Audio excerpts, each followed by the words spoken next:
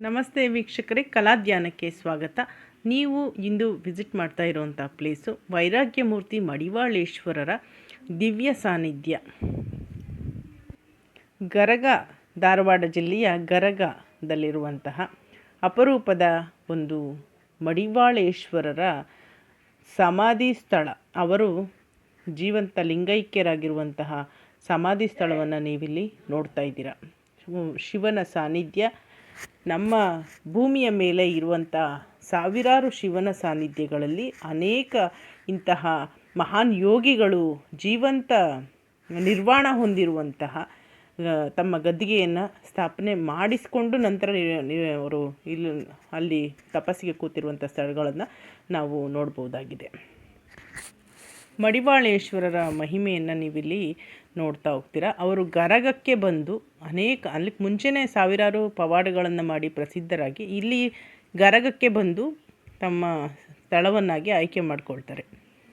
ಗರಗಕ್ಕೆ ಬಂದ ಮೇಲೆ ಅವ್ರನ್ನ ನಾಗಲಿಂಗೇಶ್ವರ ಅಜ್ಜನಿಗೆ ಕದ ತೆಗೆದಿದ್ದಾಗ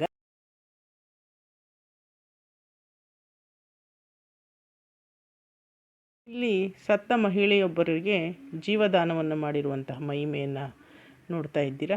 ಹಾಗೆ ಸಿದ್ಧಾರೂಢರ ಜೊತೆಗೆ ಅವರು ಆರೂಢರಾಗಲಿ, ನೀವು ಹುಬ್ಬಳ್ಳಿಯಲ್ಲಿ ನೆಲೆಸಿ ಅಂತೇಳಿ ಸಿದ್ಧಾರೂಢರ ಸದ್ಗುರು, ಏನು ನಾವು ಸಿದ್ಧಾರೂಢರ ಸದ್ಗುರು ಅಂತೀವಿ, ಅವರಿಗೆ ಆಶೀರ್ವಾದ ಮಾಡಿದಂತಹ ಒಂದು ಘಟನೆ.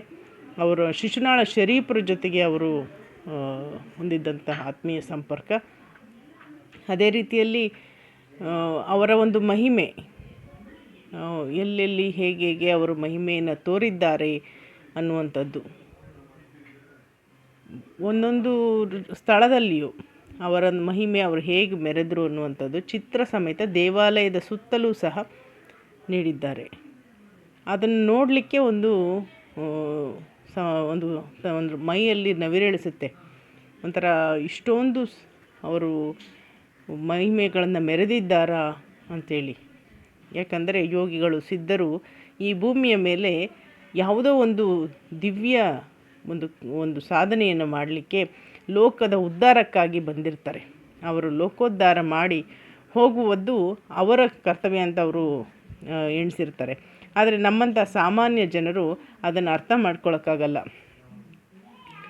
ಎಂತಹ ಒಂದು ಕಠಿಣ ಪರಿಸ್ಥಿತಿಯು ಅವರಿಗೆ ಬಂದಿದ್ದರೂ ಸಹ ಅಂತಹ ಕಠಿಣ ಪರಿಸ್ಥಿತಿಯನ್ನು ಅವರು ಎದುರಿಸಿ ತಮ್ಮ ಒಂದು ಮಹಿಮೆಯನ್ನು ಮೆರೆದಿದ್ದನ್ನು ಕಾಣ್ಬೋದಾಗಿದೆ.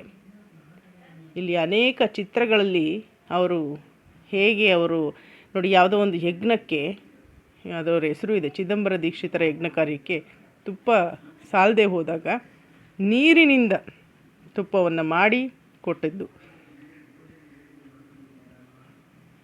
ಹೀಗೆ ಅವರು ಎಲ್ಲಿ ಶಿಕ್ಷಣವನ್ನು ಪಡೆದರು ಬಾಲಮಡಿವಾಳೇಶ್ವರರು, ಸಕಲ ವಿದ್ಯೆಯಲ್ಲಿ ಪಾರಂಗತರಾದರು.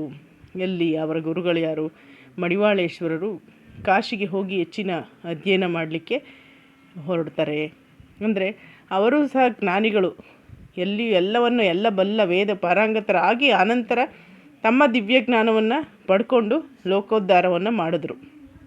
ಆಮೇಲೆ ಕಾಮವನ್ನು ಹೇಗೆ ಗೆದ್ದರು ಅವರು, ಎಲ್ಲವೂ ಸಹ ಚಿತ್ರ ಸಮೇತ ಒಂದೊಂದಾಗಿ ಬಿಡಿಸಿ ಅಲ್ಲಿ ಬರೆಯಲಾಗಿದೆ. ಸಾಕ್ಷಾತ್ ಸದ್ಗುರುಗಳಾಗಿ ಅವರು ಅಲ್ಲಿ ನಿಂತಿದ್ದಾರೆ, ನೆಲೆ ನಿಂತು ನಮ್ಮನ್ನು ಪೊರೀತಾ ಇದ್ದಾರೆ. ಅಲ್ಲಿ ಹೋದ್ರೇ ಏನೋ ಒಂದು ರೀತಿಯ ಮನಸ್ಸಿಗೆ ಸಮಾಧಾನ.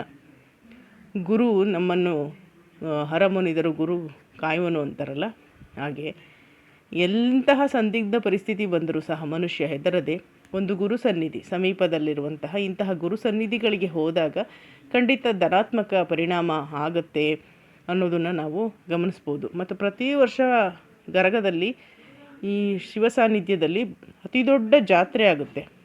ಅಲ್ಲಿ ಅದೇ ರೀತಿ ದಾಸೋಹ ಸಹ, ಸಾವಿರಾರು ಜನ ಭಕ್ತರಿಗೆ ದಾಸೋಹ, ನಿತ್ಯ ದಾಸೋಹ ನಡೆಯುತ್ತೆ. ಬಹಳ ಅದ್ಭುತವಾದಂತಹ ವಿಶೇಷವಾದಂತಹ ಕ್ಷೇತ್ರ ಮಡಿವಾಳೇಶ್ವರರ ದಿವ್ಯ ಸನ್ನಿಧಿ. ಅಲ್ಲಿ ನಾವು ಓದ್ತಾ ಹೋದಂತೆಯೇ ಅವರ ವಿಚಾರಗಳು, ಕಾಶಿಯಲ್ಲೂ ಸಹ ಅವರು ವಿದ್ಯೆಯನ್ನು ಕಲಿತು ನೂರಾರು ಪವಾಡಗಳನ್ನ ಮಾಡ್ತಾರೆ.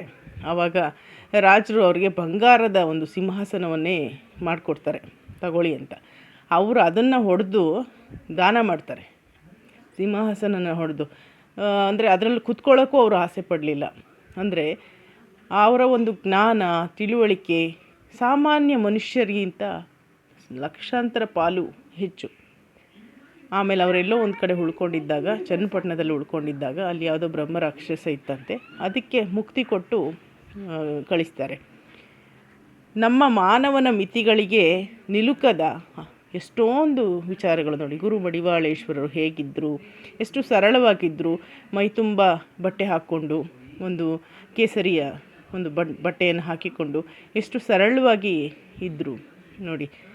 ವಿಭೂತಿ, ಎಂತಹ ಶಿವ ಸಾನ್ನಿಧ್ಯಗಳಿಗೆ ನಾವು ಹೋದರೆ ಸಾಕು, ಅಲ್ಲಿ ವಿಭೂತಿ ನಮಗೆ ಟಕ್ಕನೆ ಕೈಗೆ ಸಿಗುತ್ತೆ. ಹಣೆಯಲ್ಲಿ ವಿಭೂತಿ ಧರಿಸ್ಕೊಂಡ್ರೆ ಏನೋ ಮನಸ್ಸಿಗೆ ಸಮಾಧಾನವಾದಂತಹ.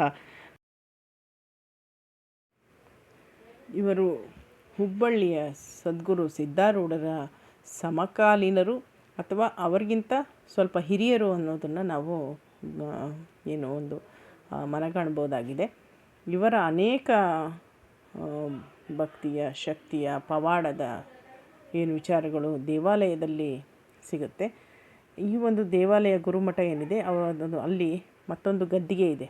ಅಂದರೆ ಅವರ ಶಿಷ್ಯರ ಗದ್ದಿಗೆ ಪಕ್ಕದಲ್ಲೇ ಬಹಳ ದೊಡ್ಡ ಒಂದು ಛತ್ರ, ಅನ್ನದಾನದ ಛತ್ರ ಮತ್ತು ಮದುವೆ ಮುಂಜಿಗಳನ್ನು ನಡೆಸುವಂತಹ ಒಂದು ದೊಡ್ಡ ಛತ್ರ ಇದೆ. ಮತ್ತು ದಾಸೋಹ, ಭಕ್ತರಿಗೆ ದಾಸೋಹ ಕೊಡುವಂತಹ ಪುಣ್ಯ ಸ್ಥಳ. ನಮಗೂ ಸಹ ನಾವು ಭಾಳ ತಡವಾಗಿ ಹೋಗಿದ್ವಿ ಅನೇಕ ಸಾಹಿತಿಗಳ ಜೊತೆಗೆ. ನಮಗೂ ಸಹ ದಾಸೋಹವನ್ನು ತಪ್ಪದೆ ಉಣಬಡಿಸಿದ್ರು.